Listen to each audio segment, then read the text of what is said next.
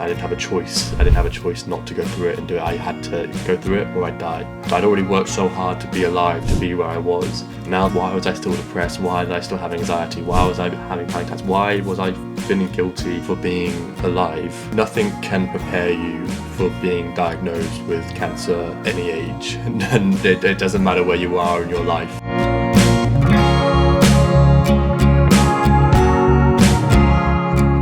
I'm Tom, I'm 24 years old. I currently live in England, the United Kingdom. I was diagnosed with cancer for the first time when I was 15 years old in February 2015. I found out it was blood cancer, specifically acute myeloid leukemia. My initial reaction to the diagnosis at the time, if I'm being totally honest, there wasn't a reaction. There was no way to process it. I didn't know how to deal with it or anything. I actually didn't understand the severity of anything or the impact it would have for the rest of my life. I had acute myeloid leukemia, which is one of 130 something different blood cancers. It's a rarer form of the cancer, and it involves very intense chemotherapy over sort of a 6-month period, 4 slots in hospital, where you're in hospital for the whole time. So I'll go in for about 4, 5, 6 weeks, stay on this exact ward and not be able to leave because of my immune system. I'm having platelets, I'm having blood transfusions, I'm having all types of medication under the sun, and then when it does come back, the next resort is a stem cell transplant. So I knew this going into it, but again, going back to the processing and how you deal with it is you're not even thinking about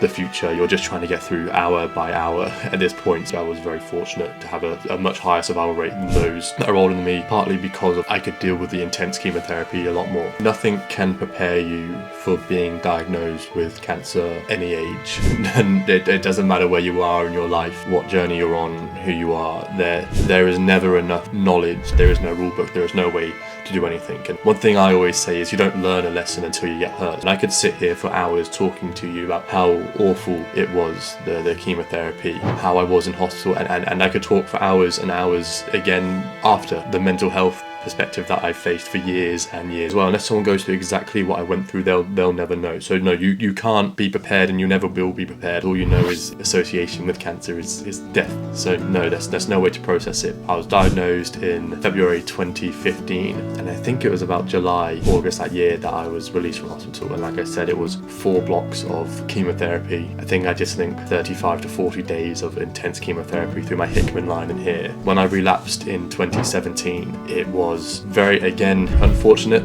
to get it again, but because I knew what was coming, it was worse than the first time because I knew what to expect.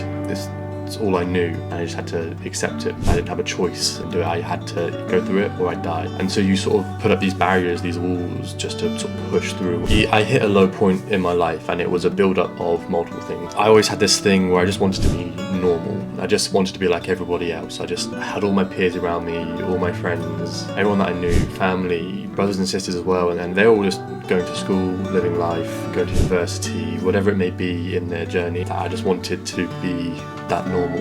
I remember a friend having to message my mum saying that I think Tom's going to do something stupid in a really bad place, and I'm really worried about him. I'd already worked so hard to be alive, to be where I was. Now, why was I still depressed? Why did I still have anxiety? Why was I having panic attacks? Why was I feeling guilty for being alive? Why am I embarrassed to be myself? Why am I scared of myself? I thought the best option was to take my life, was to end it all, because at this point I was just a burden. I'd been a burden for so many years of my life already. And so I went up to one night, New Year's 2019 to 2020, I went up to the top of a car park and I was ready to say goodbye, ready to go. I'd already been through so much more than so many other people go through, and you think you've hit the lowest point of your life, it should only get better, but it wasn't. It was getting worse and worse. And so I went to the top of this car park and I just decided that this was it. But before I did it, I decided that I'd going to make one more phone call and see if there was someone, something, somebody that could help me. I never knew why. I decided to call the police, and then they came. And you probably think this is where the story, I picked myself up. You think after everything I've been through, I should appreciate life more and appreciate this, and this should be the turning point, but it wasn't. I was still only just turned 20, so I didn't want to face what I'd been through, and I was hurting friends, family, I was hurting myself. Walls were crumbling down around me more than I ever seen. So summer 2022, I decided, okay, ending it isn't an option. That would have been the easy way out. I knew this was a time where I had to face everything I was running from, and it took a lot. It started by just going to the gym, and it was sort of like a snowball effect that it sort of just kept going, and it was horrible and it was awful, and there was a lot of tears, anger, resentment, talking to the counsellor Bill, who I'd met and who was amazing. And actually he was able for the first time in my life to flip my perspective, and I was finally getting to a point where in my age as well I had to mature. I could meet people, I could talk to people, I learned how to love, I learned what I cherish in life, what the world means to me, and then it's resulted in me doing everything I'm doing now. And part was releasing my blog Candid with Cancer, where I document all this. Survivor's guilt is weird feeling, sensation. For me, survivor's guilt was this feeling that I was making friends and seeing people or family die around me who had cancer, left, right and centre, and I was surviving.